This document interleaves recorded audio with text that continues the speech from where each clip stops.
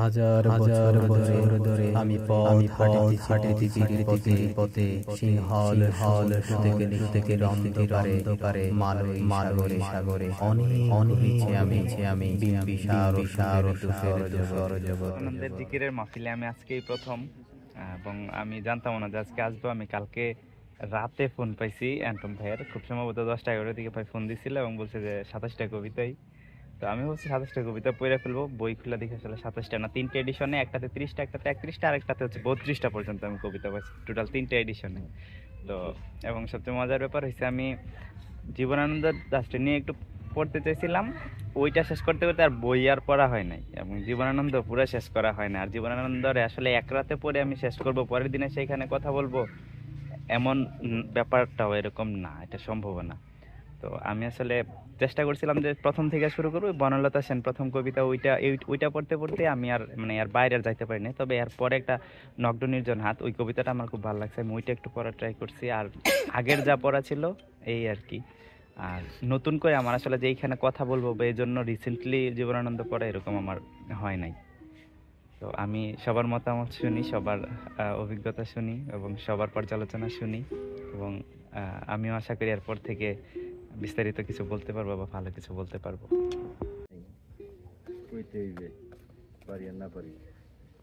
আমি বাড়ি গেছিলাম আজকে সকালে, আচ্ছা আসার পথে চিন্তা করতেছি কি বলবো সন্ধ্যার সময় যাইতে কি বলবো, কি যেন মাথায় আসলে একটু লিখলাম। ওই লেখাটাই তোমাদেরকে আমি একটু পড়ে শোনাতে পারি। আমি বলতে পারবো না, এই যে পড়ে শোনাতে পারবো এইটুকু পারবো। আমি বলছিলাম যে আমার কাছে যেরকম মনে হয় জীবনানন্দ যতটুকু পড়ছি, আমার আগে কোনো পড়া টড়া নাই, ওই ডাকিতে পড়তে বাধ্য হয়েছি।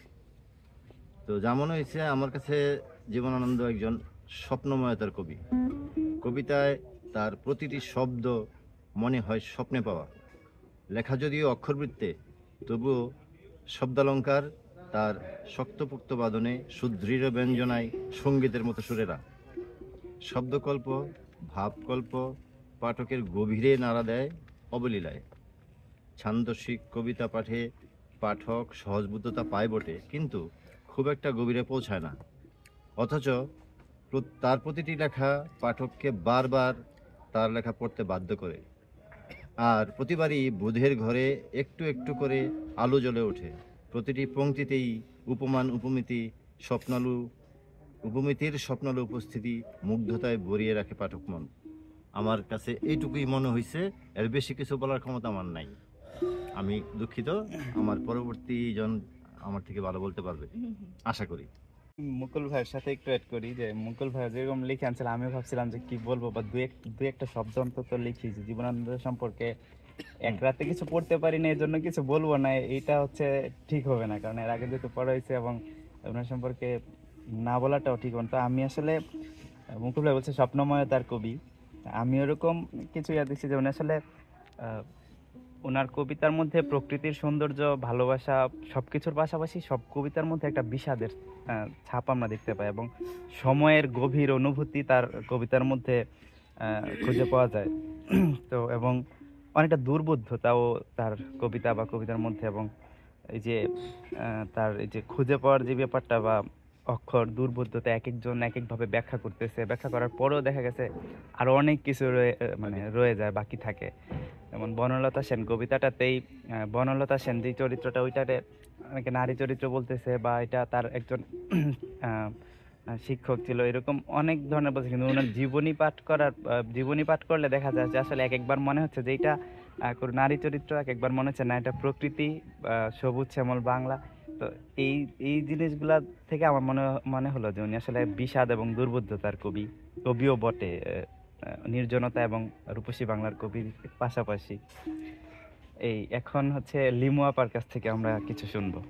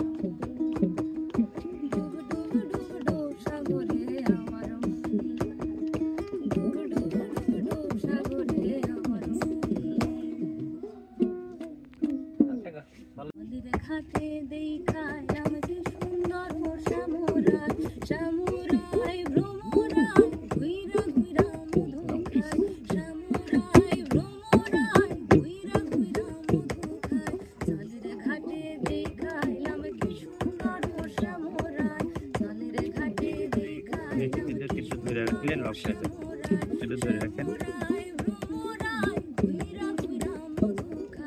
শ্যামরায় ভ্রমরায় ঘুইরা ঘুইরা মধু খায়, জলের ঘাটে দেখায় নাম কি সুন্দর ও শ্যামরায়, জলের ঘাটে দেখায় নাম কি সুন্দর ও শ্যামরায়।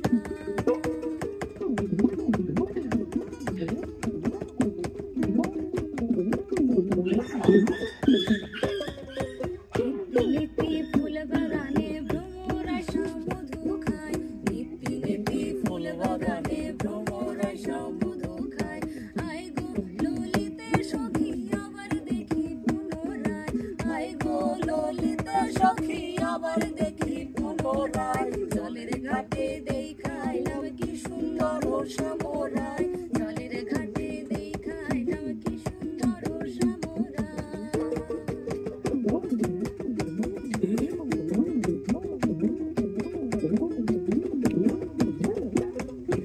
হাতে বাঁশি মুখে হাসি বাঁশি বাজায় শ্যামরায়, হাতে বাঁশি মুখে হাসি বাঁশি বাজায় শ্যামরায়, সান বদনে বাজায় বাঁশি মধুর সুর শোনা যায়, সান বদনে বাজায় বাঁশি মধুর সুর শোনা যায়, জলের ঘাটে দেখায় নাম কি সুন্দর ও শ্যামরায়, জলের ঘাটে দেখায় নাম কি সুন্দর ও শ্যামরায়।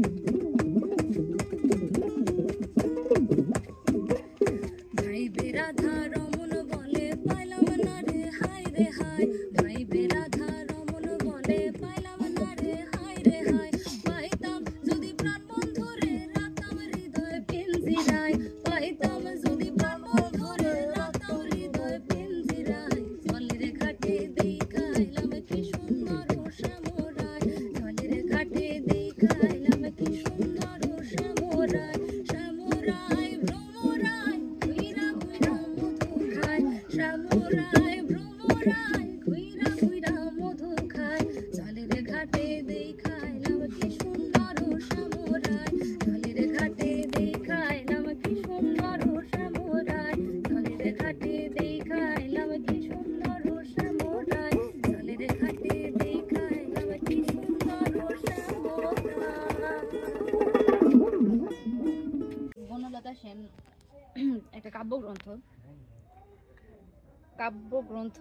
মানে কবিতা সংকলন। তো কবিতা আমার খুব একটা পড়া হয় না, কবিতা খুব যেটা টাচ করে আমি সাধারণত সেটা শুনে নিই, তখন যে আবৃত্তি করে তার ভয়েস, তার টোন, ওইটা আমাকে মেনলি টাচ করে। আমি যখন পড়ি তখন আমি নিজেরটা আমার পছন্দ হয় না। তো কবিতার রিভিউ এর আগে কখনো আমার করা হয়নি। এর আগে যেটা গল্প ছিল, সো আমি এটা ইন ডিটেলস বলতে পারলেও কবিতা তো আসলে সবগুলো আমি বলতে পারবো না, তো আমি শুধু যতটুকু আমার মনে হয়েছে আমি অতটুকু বলি। যদিও এটার মেইন কবিতাটা হচ্ছে বনলতা সেন, এটা ছাড়াও আমি যে সংকলনটা পড়ছি এটার মধ্যে 30টা কবিতা ছিল, অনেকগুলা নাম উঠে আসছে, অনেকগুলা নারী চরিত্রের নাম একটা মানে কবিতায় তারপরে শুরু করছে। তারপরে হচ্ছে আমি যেটা পাইছি ওনার লেখায় ম্যাক্সিমাম উপমা, সাপোজ বনলতা সেনকে ধরে তারপরে হচ্ছে উনি এটার মতো তার চুল এটার মতো এরকম সেরকম বর্ণনা, যেটা প্রকৃতি কেন্দ্রিক ছিল। এরকম শুধু বনলতা সেন না, আরও যেগুলা ছিল একটা চরিত্র ধরে রেখে বাকি যে সবটা আসছে উপমা ধরে ধরে, প্রকৃতি, তার গভীর বিষাদ, মৃত্যু নিয়ে চিন্তা, তার যে প্রশান্তির জায়গা, শান্তি খোঁজা, সবকিছু। তো এক্ষেত্রে আমার যেটা মনে হয়েছে, সবাই বলে থাকে বনলতা সেন একটা নারী চরিত্র, কিন্তু আমার কাছে মনে হয়েছে ফার্স্টলি আমার মনে হয়েছে বনলতা সেন আসলে আমাদের যে ইনার সোলটা আছে, আমাদের ভিতরের যে ডিমান্ডগুলা, লাইক শান্তি, প্রশান্তি, বিষাদ, তারপরে হচ্ছে আমাদের যে ভারটা লাগে, যেটা উনি বলছে 1000 বছর ধরে পথ হাঁটতেছে, লাইক আমি টোটাল পৃথিবীর ভার নিয়ে হাঁটতেছি, এই সবগুলার এক একটা প্রতীক হিসেবে ছিল বনলতা সেন। সব কিছু যে উনি শান্তিটারে কখনো বনলতা সেন বলছে, নট অনলি বনলতা সেন, আরও যে চরিত্রগুলো উঠে আসছে, কখনো বনলতা সেন মানে ওনার কাছে প্রশান্তি, কখনো বনলতা সেন মানে শান্তি, কখনো বনলতা সেন মানে ওনার কাছে গভীর বিষাদ, কখনো ক্লান্ত মানে ওনার ক্লান্তি। তো আমার একটা সময় মনে হয়েছে যে প্রত্যেকটা অনুভূতির প্রকাশ বনলতা সেন বা এই ধরনের ক্যারেক্টারগুলো। তারপরে আস্তে আস্তে পড়তে পড়তে আমার মনে হয়েছে যে না, এই ওনার যে এই ফিলগুলা না চরিত্রটা, এই ফিলগুলার কামনা, লাইক আমি প্রশান্তি খুঁজতেছি, শান্তি খুঁজতেছি, এই বিষাদের একটা কেন্দ্র খুঁজতেছি, ওইটা হয়তো এই চরিত্রগুলা বনলতা সেন এবং অন্যান্য যারা আছে ওই ওই মানে চাওয়াটা। আবার একটা সময় মনে হয়েছে যে না, এগুলো আসলে কিছুই না, তার যে ভিতরের সাইকোলজিটা টোটালি হচ্ছে বনলতা সেন। এবং অন্যান্য কবিতা যদি পড়ি, একটা হাতকে নিয়ে বা আরও যে ক্যারেক্টারগুলো উঠে আসছে বা বনলতা সেন, সবগুলো আসলে তার ভিতরের সাইকোলজি, তার যে চিন্তা ভাবনা, তার যে দর্শন, মানে পৃথিবীর ভার নিয়ে, টেনশন নিয়ে, শান্তি নিয়ে, প্রশান্তি নিয়ে, আরও আদার যা যা আছে সব কিছু ওই আমরা যেরকম হুমায়ুন আহমেদ পড়লে হিমুর ক্যারেক্টারে আমরা অনেক কিছুর ইয়েটা পাই, তো এই ক্যারেক্টারটা জাস্ট একটা মেটাফর হিসেবে ইউজ হয়েছে। এটা পুরোপুরি আমাদের জীবনানন্দ দাশের সাইকোলজি বা জীবন দর্শন হচ্ছে এই কাল্পনিক চরিত্রটা, আমার যেটা মনে হয়েছে।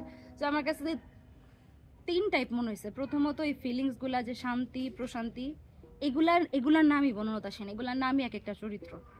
তারপরে মনে হয়েছে না, এগুলার নাম না, এগুলা খোঁজার নাম। উনি প্রশান্তি যেখানে খুঁজতেছে সেটাকে আমরা বনলতা সেন বলবো। তারপরে মনে হয়েছে যে না, ওনার যে জীবন দর্শনটা ওইটাই ছিল ওই ক্যারেক্টারগুলা। আর আসলে টোটাল যেটা মনে হয়েছে, আমি এর আগে জীবনানন্দ দাশের জীবনী পড়ছি, একজন কমলা লেবু, তো ওইখান থেকে আমার জীবনানন্দ দাশ সম্পর্কে মাথায় যেটা ঢুকে গেছে যে প্রচণ্ড বিষণ্ণতার ভার নিয়ে চলা একটা কবি।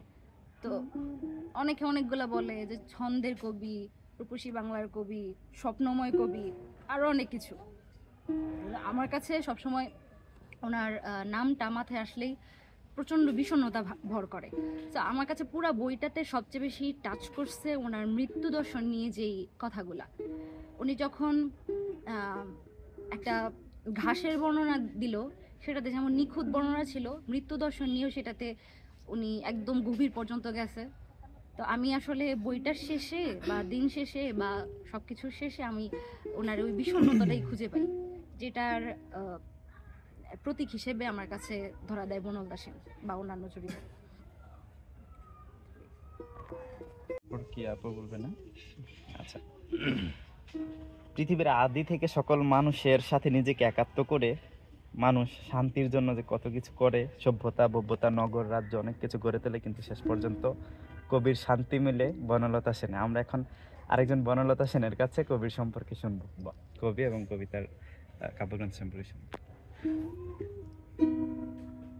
জীবনানন্দ দাশ আমার পছন্দের একজন কবি। মানে আমি কিছু বোঝার আগেই হচ্ছে, মানে আমি এটা ফিল করতে পারার আগে হচ্ছে উনি আমার পছন্দের হয়ে গেছে। ওনার অনেকগুলা কবিতা আমার মানে অনেক দিন আগে পড়া, রিসেন্ট সময়ে পড়া হয় নাই। বনলতা সেন যে কাব্যগ্রন্থটা আছে, এই কাব্যগ্রন্থের মোটামুটি সবগুলো কবিতাই আমার আরও অনেক দিন আগেই পড়া, ইদানিং আর পড়া হয় নাই। তো এর মধ্যে বনলতা সেন কবিতাটা সম্পর্কে যদি বলি, এই কবিতা পড়তে গিয়ে আমার যেটা মনে হয়েছে যে এখানে মানে এই কবিতার মধ্যে কবি হচ্ছে কয়েকটা দিকের ব্যাপারে মানে উল্লেখ করছে। মানে এখানে কয়েকটা নিয়ে আসছে যে এটার মধ্যে হচ্ছে একটা নারী চরিত্র মনে হয় মানে আমরা খুঁজে পাই, তারপরে হচ্ছে সময়ের মানে প্রবাহমানতা, তারপরে হচ্ছে মানে তার জীবনের একটা অন্ধকার দিক, মানে জীবনের আরেকটা গতিশীলতা, মানে এই 3-4টা মানে দিক মনে হয় এই কবিতাটার মধ্যে উঠে আসে। যে উনি হচ্ছে সবসময় মানে শান্তি খুঁজছে, শান্তি খুঁজতে চাইছে। তো কবির জীবনের মানে জীবনের দিকে যদি আমরা তাকাই, সেখানে দেখা যায় যে মানে কবির জীবনটা আসলে কখনোই মানে এত সুখকর ছিল না। কবি তার ব্যক্তিগত জীবনে কখনোই সুখী ছিলেন না। তো আবার হচ্ছে ওনার খুব সান্নিধ্যে থাকা মানুষরাও মানে ওনাকে কখনোই বুঝতে পারতো না, এটা একটা ব্যাপার ছিল। কারণ ওনার জীবনের মধ্যে এরকম একটা ব্যাপার আছে যে ওনার অনেক কবিতা হচ্ছে মানে উনি লিখতেন কিন্তু হচ্ছে ট্রাঙ্কের মধ্যে উনি রেখে দিতেন, ওগুলো কখনো উনি বের করতেন না। ওনার ব্যক্তিগত মানে দুঃখগুলা মানে অন্য কেউ জানুক সেটা উনি চাইতেন না। তো আমার মনে হয় এই জিনিসগুলো ওনার কবিতার মধ্যে বারবার মানে উঠে আসছে। তারপরে হচ্ছে ওনার মানে প্রথম জীবনের যে প্রেম, সুবর্ণা একটা চরিত্র আছে, ওনার প্রথম যে কাব্যগ্রন্থটা আছে যে জোড়াপালক, ওইটা উনি উৎসর্গ করছিল সেই শুভনাকে। তো পরবর্তী সময়ে যে কবিতাগুলো আমরা পড়ি বা দেখি, ওগুলোর মধ্যেও তার বিষাদের সেই ছাপটা আমরা দেখতে পাই। তার জীবদ্দশায় উনি যতগুলা বই উনি লিখছে বা উৎসর্গ করছে, তার কোনোটাই উনি ওনার স্ত্রীকে আবার উৎসর্গ করেন নাই। ওইটা দেখতে গেলেও আমরা দেখতে পাই যে সেখানেও হচ্ছে একটা একটা দুঃখ কষ্ট বা একটা বিষাদের একটা ব্যাপার আছে। তো ওনার কবিতার মধ্যে আমরা অনেক কিছু পাই, আমাদেরকে শান্তি দেয় বা আমরা শান্তি খুঁজি, কিন্তু কোথাও যেন একটা একটা তার কেটে যায় এরকম মনে হয়। কিন্তু ওনার কবিতা পড়লে অন্যরকম একটা অনুভূতি তৈরি হয় আর কি, এটুকুই। রূপসী বাংলার কবি, শাশ্বত সৌন্দর্যের কবি, শান্তির কবি। তার ব্যাপারে অনেক কিছু আমরা শুনতেছি, জানতেছি এবং আমাদের জানাগুলো আরো সমৃদ্ধ হচ্ছে। আমরা এখন সুমন ভাইয়ের কাছ থেকে শুনি। আজকের এই সন্ধ্যায় আমরা মূলত সবাই জীবনানন্দ দাশকে নিয়ে কথা বলতে বসছি। জীবনানন্দ দাশের কাব্যগ্রন্থ বনলতা সেন আজকে আমাদের আড্ডার কিংবা আমাদের এই জিকিরের মূল টপিক। তো আমরা সবাই এই ব্যাপারে আলোচনা করতেছি, কথা বলতেছি। আমিও 2-4টা লাইন বলার চেষ্টা করতেছি, জানি না কয় লাইন বলতে পারবো আসলে। তো হচ্ছে মানুষ মূলত একা, হ্যাঁ, এটা আমরা আসলে জীবনানন্দ দাশকে দেখলে বুঝি যে মানুষ মূলত একা। জীবনানন্দ দাশ তার পুরোটা জীবন একাই কাটায় গেছে বলা যায়। উনি সংসার করছে, সবকিছু করছে, করার পরও উনি মূলত একাই ছিলেন। ওনার এই মানুষ নির্জনতার কবি বলে, আরো যা যা উপমা ওনার ব্যাপারে দেওয়া হয়, একটাও ওনার ব্যাপারে যে এক লাইন বাড়ায় বলা হয় এরকম কিছু না, কিংবা ওনারে আরো আলোকিত করার জন্য অন্যান্য এভাবে উপমা অ্যাড করার ব্যাপারটা এমন না। ওনার কাছে যে উপমায় দেওয়া হয়, ওনারে যে ব্যাখ্যায় দেওয়া হয়, আসলে এটা ওনার জন্য কম হয় জীবনানন্দ দাশের ক্ষেত্রে। তো বনলতা সেন কবিতাটা হচ্ছে অনেক আগে পড়া, প্রথমবারের মতো যখন পড়ছিলাম, কত সালে পড়ছি তাও আমার মনে নাই। ইভেন পড়ার সময় আমি জানতাম না যে এটা আসলে জীবনানন্দ দাশের লেখা না কার লেখা। ঠিক আছে, ওইভাবেই মূলত পড়া, কিংবা ওইভাবেই মূলত জীবনানন্দ দাশ আমাদের প্রত্যেকের ডে টু লাইফে দৈনন্দিন জীবনে ঢুইকা গেছে। ওনার লাইন আমরা পড়তেছি, ওনার কবিতা পড়তেছি, বাট আমরা জানিও না যে এটা হয়তো জীবনানন্দ দাশের লেখা। এটা অ্যাজ এ পাঠক আমাদের অনেকেরই ব্যর্থতা। তো জীবনানন্দ দাশের লেখার মধ্যে সবসময় প্রকৃতি সত্তা ছিল। প্রকৃতির সাথে নিজের আত্মারে সমৃদ্ধ ঘটানোই হচ্ছে মূলত জীবনানন্দ দাশের কাজ। উনি ওনার নিজের আত্মারে প্রকৃতির সাথে যেভাবে মিশাইছে, আমরা অন্যান্য কবি সাহিত্যিকের লেখার মধ্যে ওই রকম প্রভাবটা খুব কম পাইছি। প্রকৃতির যে বর্ণনা, আমাদের চারিপাশের যে বর্ণনা, উনি অন্ধকারী বা যে বর্ণনা দিছে, কিংবা আমরা যদি দেখি যে ওনার বনলতা সেন কাব্যগ্রন্থে একটা লাইন আছে, লাইনটা হয়তো এরকম, সেখানে সন্ধ্যা নেমে আসে শিশিরের শব্দের মতন, সমস্ত দিনের শেষে। হ্যাঁ, সমস্ত দিনের শেষে সেখানে সন্ধ্যা নেমে আসে শিশিরের শব্দের মতন। তো এই ধরনের ব্যাখ্যাগুলা যে উনি দেয় কিংবা লিখে গেছে যে আসলে শিশিরের শব্দের মতন, আসলে শিশিরের শব্দ কেমন আমরা কি কেউ কোনোদিন শুনছি? শুনি তো নাই। শিশিরের শব্দ শোনার মতো কান তো আমাদের নাই, কিন্তু আমরা এটা পাই জীবনানন্দ দাশের লেখার মধ্যে। শুধু এরকম না, আর প্রচুর মেটাফরিক ব্যবহার আমরা পাই শিশিরের শব্দের মতন, আরো অনেক কিছু উনি লিখে গেছেন।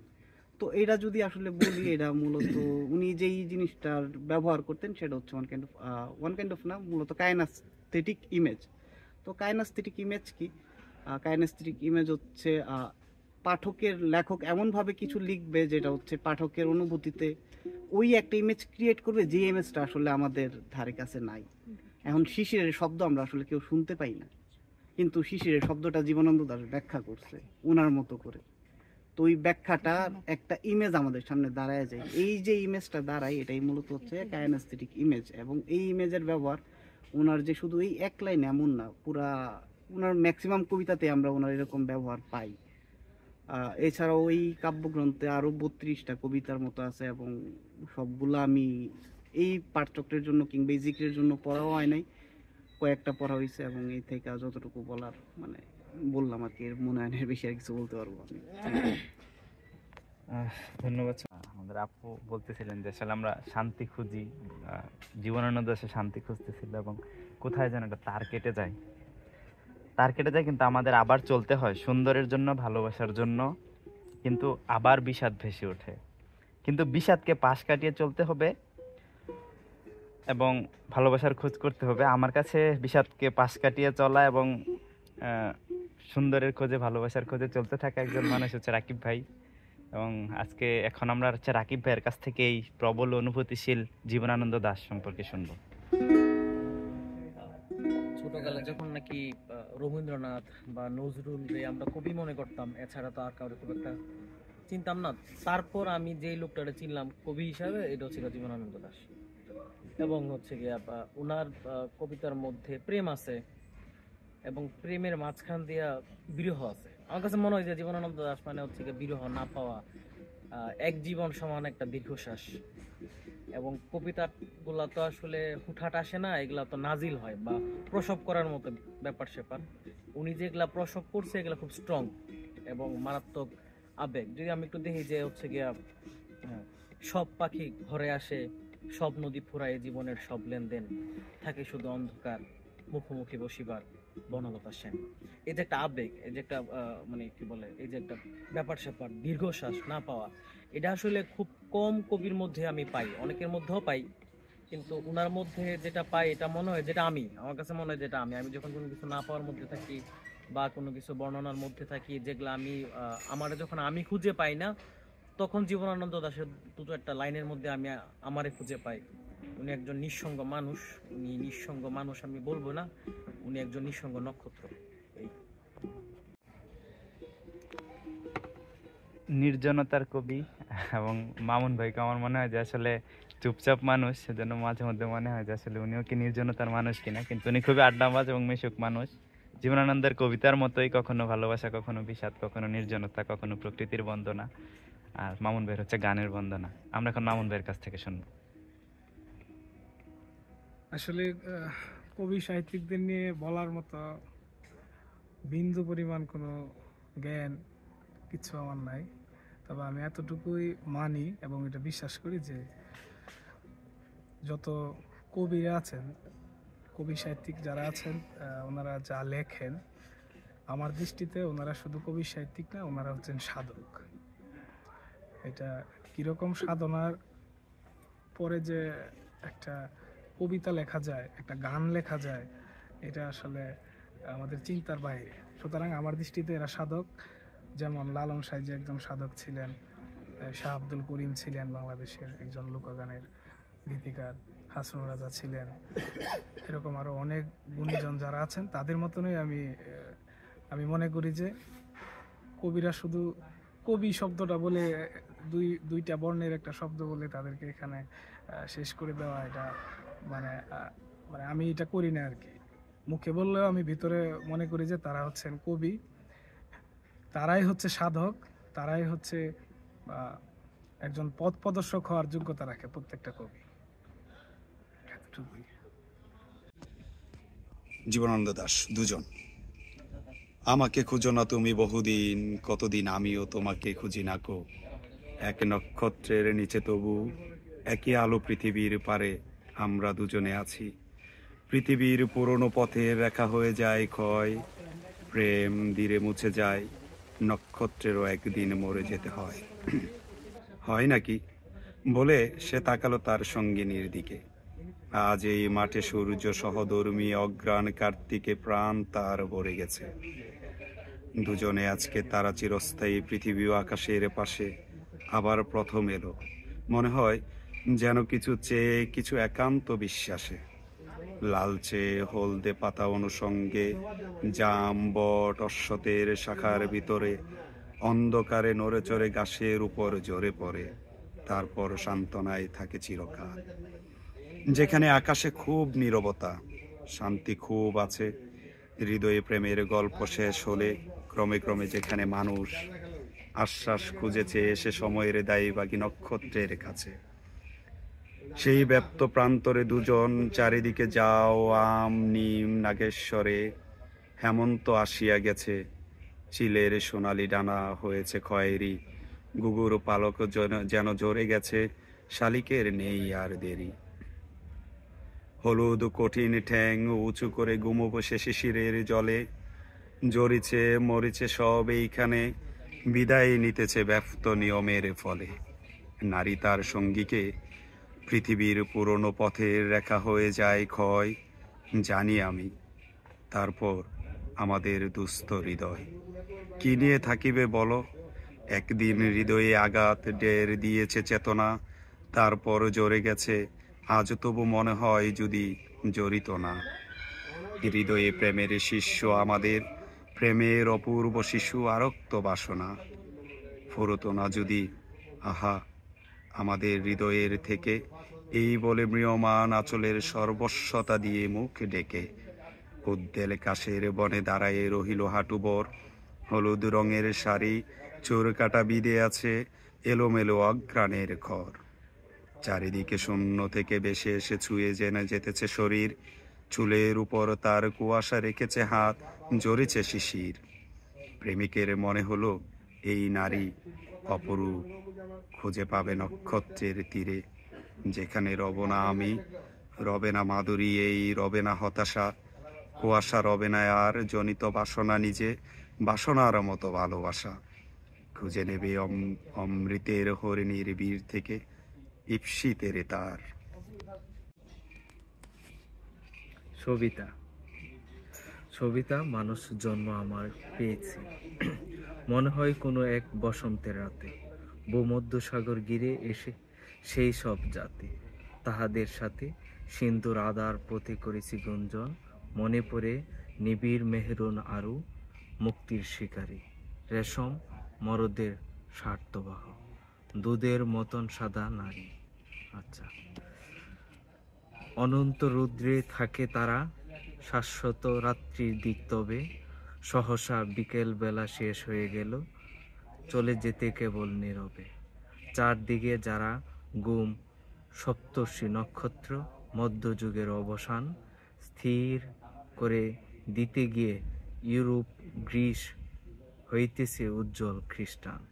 তবুও অতীত থেকে উঠে এসে তুমি আমি ওরা, সিন্ধু রাত্রি জল জানে, আদেক যেতাম নব পৃথিবীর দিকে, কেমন অনন্য পায় হাওয়ার আহানে, আমরা আকুল হয়ে উঠে, আমরা আকুল হয়ে উঠে, মানুষকে মানুষের প্রয়াসকে শ্রদ্ধা করা হবে, জানে তবু পৃথিবীর মৃত সভ্যতায়, যেতাম তো সাগরে স্নিগ্ধ কলরব, দেখি কলরবে, এখন অপর আলো পৃথিবীতে জ্বলে, একই অপব্যয়ী অক্লান্ত আগুন তোমার নিবিড় কালো চোখের ভিতরে, কবেকার সমুদ্রের নুন তোমার মুখের রেখা আজও মৃত কত পৌত্তলিক খ্রিস্টান সিন্দুর, অন্ধকার থেকে